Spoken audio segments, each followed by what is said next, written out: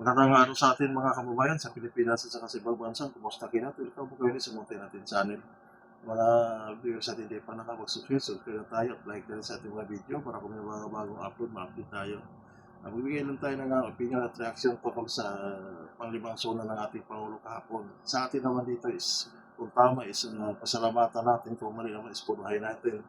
Kung may mga bagay tayo na babanggitin na binanggit sa kanya is suna kahapon, magbigay lang tayo ng reaksyon. Tungkol dito naman sa amnesty sa BIR at saka sa mga taxes, kagaya ng mga estate tax. So, papasalamat tayo sa ating Pangulo na dito is binigyan naman niya ng panahon dahil sa hirap ng sitwasyon ngayon at crisis yung ating bansa.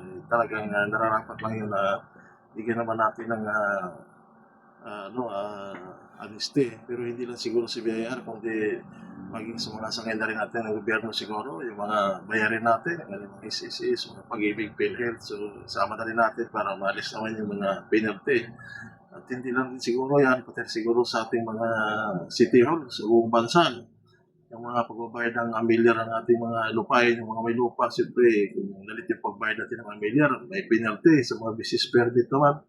Ang tataas na nga ang ibang permit nila, kahit na maliliit na negosyo lang, maliit ka ng ilang araw, mayroon ng 2,500 na penalty, plus 2.5% pa na dagdag na penalty. So, dito, kiusap tayo na isama na rin siguro ito dahil ang iba ngayon, parang dalawang isip na magninegosyo dahil nga napakataas yung mga tax kahit maliliit natin, kaya simple nga sari-sari store ka lang, mataas na yung business permit. So, babaan na rin siguro natin para naman kahit paano gumiginawa naman, kahit paano nakakreate nito ng trabaho.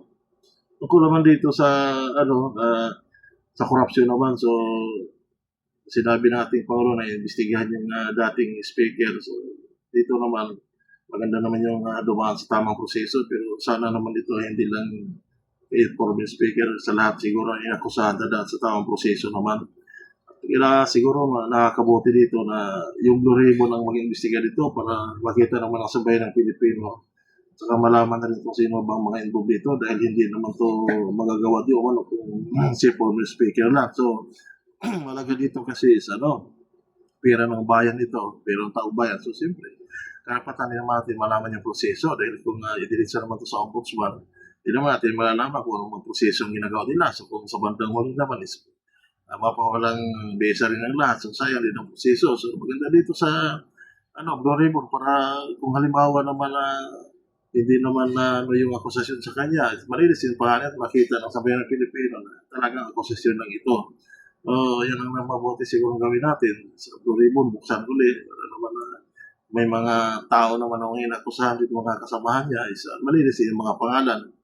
Pangatlo naman dito yung sa system loss. So, dito napasalamat sa Pangulo na maalis na ito dahil ito yung hindi maganda dito sa ating bansa. Yung ilang mga malalaking negosyante, yung ninakaw sa kanila, taong bayan naman ang mababayad, yung mga kliyente ng nilang mababayad, mga customer naman nila, tapos pati pa yung system loss, nalagyan pa ng tax. So, siguro, nakakabuti ito na alisin siguro, aralin natin yung mga batas na tanggalin na ito.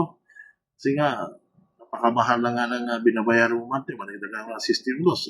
Sila siguro sa negosyo nila, sila mga laga kung dapat gawin siguro nila, masamang situation na papatong naman sa bayan ng Pilipino. So dito, pasalamat tayo naman sa mga dito, sa mga plano ng ating Pangulo na mapatupad ito. Sa atin naman kasi opinion at reaction ng bilang simpleng mga ngayon. Maraming salamat po po tayong lahat. God bless.